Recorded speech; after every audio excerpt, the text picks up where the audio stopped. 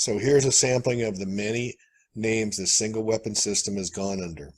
Psi weapons, non-lethal weapons, directed energy weapons, cognitive modeling influencers, voice of God weapons, synthetic telepathy, EEG cloning, EEG heterodyning, neurotelemetry, biotelemetry, scalar weapons, behavioral biophysics, microwave weapons, mind control, bioenergetics, neuron fluencing, mind meld, remote interrogations, remote hypnotic intracerebral control neuralizer, RHIC, EDOM, telesuggestion, parapsychology, radiofrequency weapons, psychotronics, radionics, telecybernetics, bioelectromagnetics, non-thermal effects research, remote brain wave monitoring, psychic spying, stealth radar, microwave interferometry, high-frequency pulsed ELF waves, thought reader radar, informational weapons, and the list goes on for another 2 pages.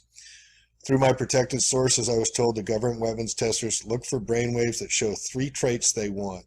One is amplification factor of neurons, often found in dopamine excessive brains. This group traditionally has been known to exhibit psychosis. The other brain entrainment inducibility indicative of a high susceptibility to hypnosis. The third is the uniqueness of the brainwaves to add to the databases, which increases the effectiveness of TAMI for other people. Other factors for target selection include the ease of discrediting and isolating the victim. Of course, being a disobedient politician or a government whistleblower will increase your chances of being thrust into the virtual hell and beginning your journey into madness. And if you put the two together, this goes beyond the novel. You get a read-write unit. I can take one person, make him angry, read out his anger, digitize it, put it on an antenna, and address 100 people that are not angry.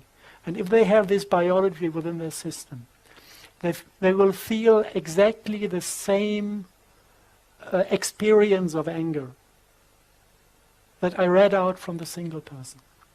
So, what do I need? Do I need an Arabic Spring? Easy. Just introduce some anger to the system. Yeah, so this is basically the possibilities that lie within a read-write unit, like a tape recorder. Touchless torture devices. History. There was a patent that I will keep referring to throughout this book because of the importance of the work.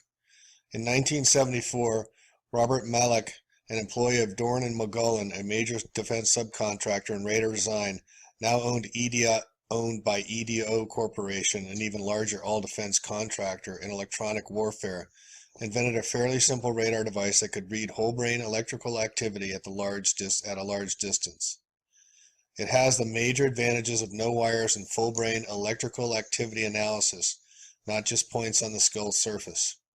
He discovered and perfected a way to use some simple electromagnetic oscillations anywhere from 100 megahertz to 40 gigahertz to read brain waves by illuminating the brain and its electrical conductance, then reading the return signal. The imaging method observes the changes of frequency resonances, amplitude, and phase, which represent the states of neuron depolarization throughout the brain. TAMI, Thought Amplifier and Mind Interface. But more profoundly, he discovered that he could influence brain waves if precisely timed with a return training signal. He had no idea that at this moment in history, he had accidentally destroyed democracy as we envision it. The military and surveillance community immediately picked up on the patent and within 2 years had reprogrammed their communications and surveillance satellites and terrestrial phased arrays with the new concepts. So in 1976, on the bicentennial of this great nation, a system called TAMI was born. A more invasive Big Brother technology came about before George Orwell's prediction in 1984. Some of those devices which would have enabled the CIA to use this we have indeed, for killing people. The round thing at the top is obviously the sight. It works by electricity. There's a battery in the handle. Does the target know that he's been hit and about to die? A special one was developed which potentially would be able to enter the target without perception. As a murder instrument, that's about as efficient as you can get, isn't it? It is a weapon, a very serious weapon. So from Dr. Robert Duncan's book, Matrix Deciphered, he goes into tinnitus, the buzzing ears, and says, another way to estimate how many people might be on the mind network is to look at the rate of tinnitus in the population. How many people here have a very high-pitched, square-wave, tinny sound once in a while? I scoured the medical research in this area, and none of it satisfactorily explains the neurological and biophysical process that give rise to this kind of tinnitus as described by government torture projects and the general populace. Tinnitus affects 17% of the general population. 17% of the U.S. population is 50 million people. The U.S. Mind Control Network is rumored as of 1985 to be able to handle 25 million people. In fact, when the cases of tinnitus that have real physical causes are removed from those stats, it matches exactly.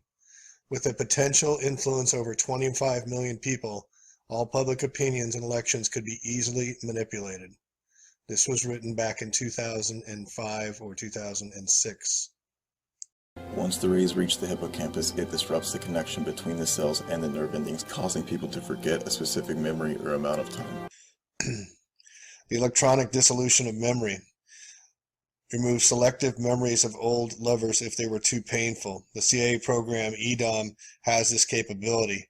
By forcing memory recalls of the memories to be erased, EDOMs can track this neural circuits mathematically represented by matrices in the cognitive model and turn them off.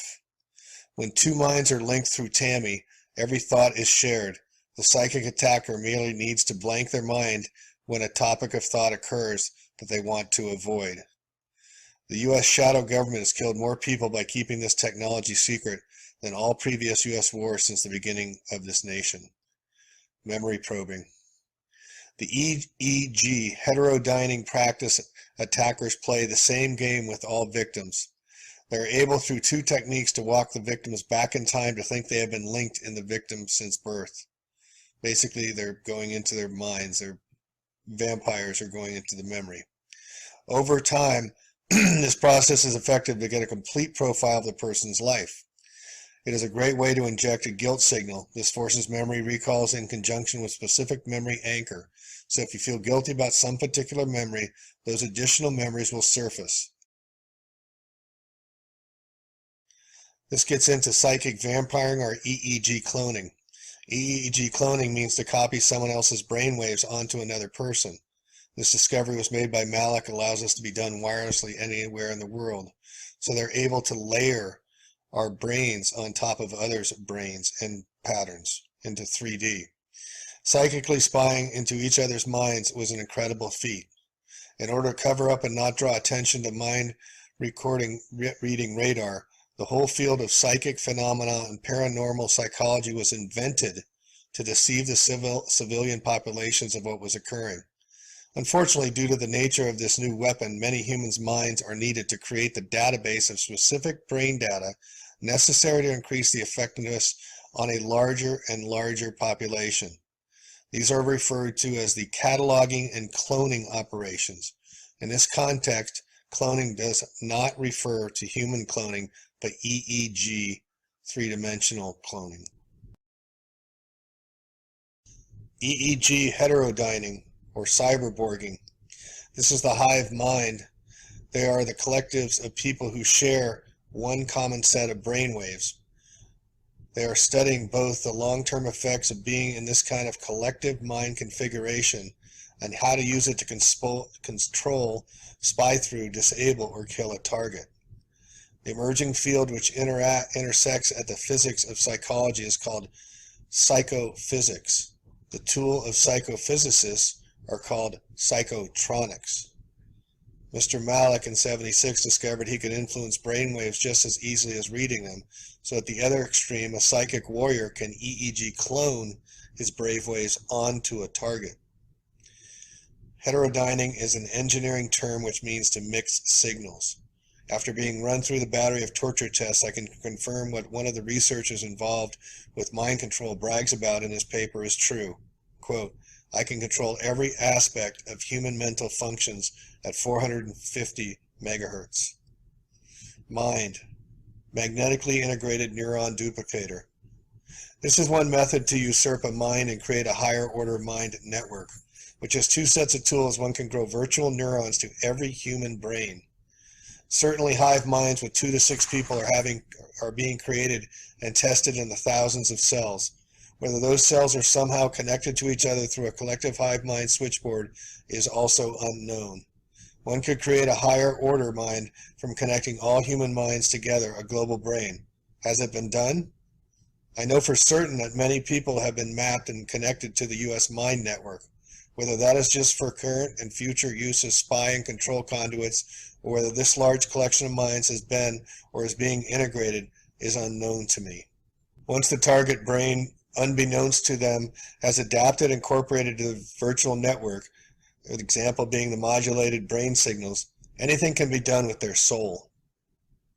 Let's imagine if everyone has their own artificial mind model running all the time, a program composed of synaptic weighted matrices constantly growing with the person, basically a soul duplicate of pure information. Mind viral warfare. Simulated mind virus could be grown into anyone via virtual neurons and the self-organizing nature of biological neural networks.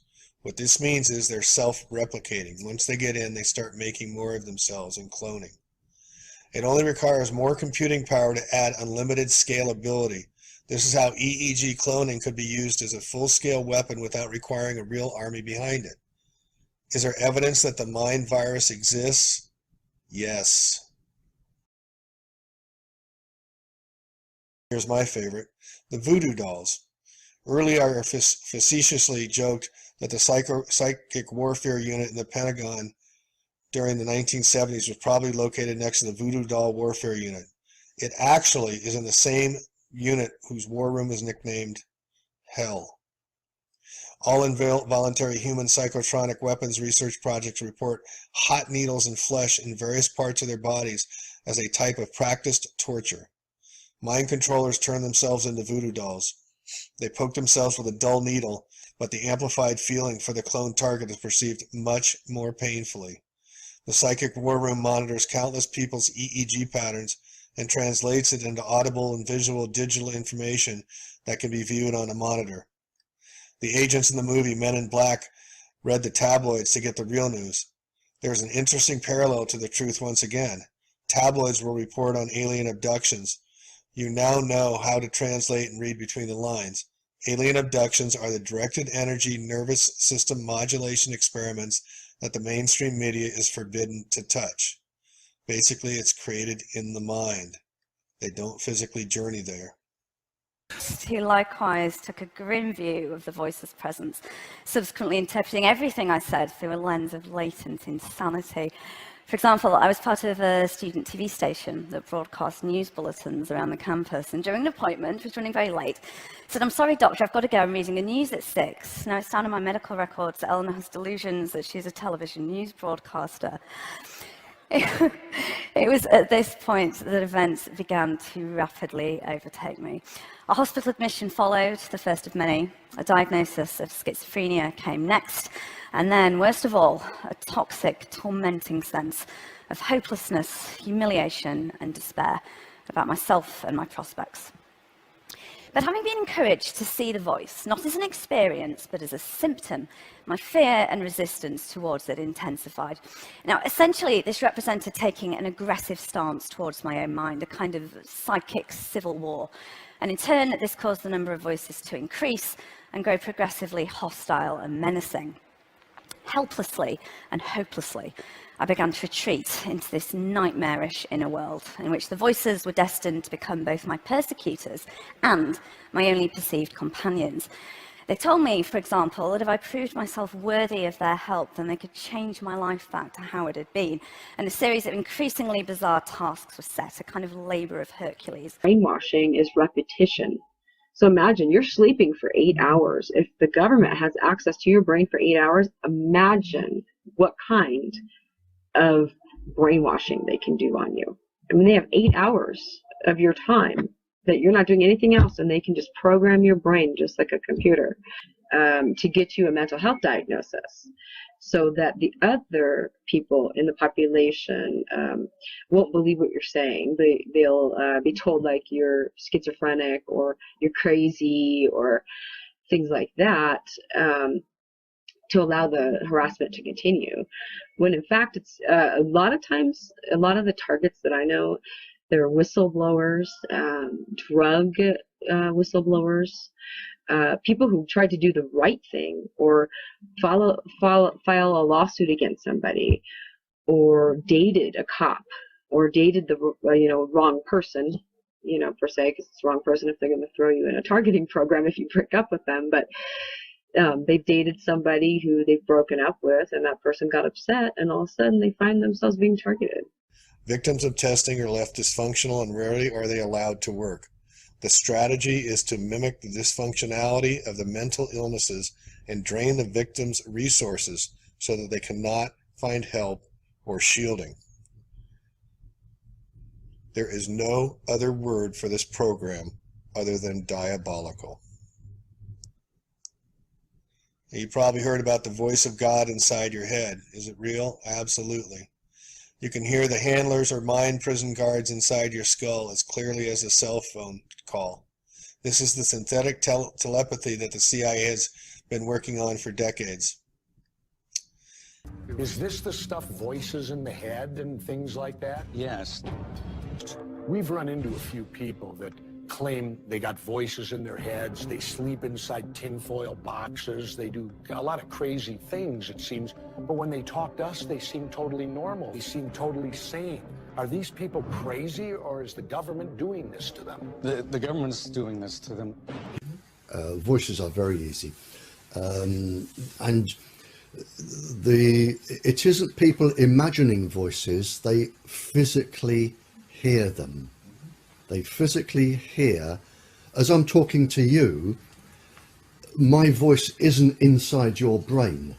My voice goes no further than an inch into your ear, no further at all.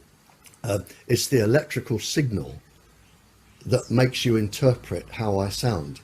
And once you've got this electrical signal, which can be a chip or lots of things, you can physically make people hear voices, certain voices, and it can be any conversation, and it can be anybody you want to hear. It can be a soft angelic voice, it can be a god, it can be something that scares you like a devil, it can be anything.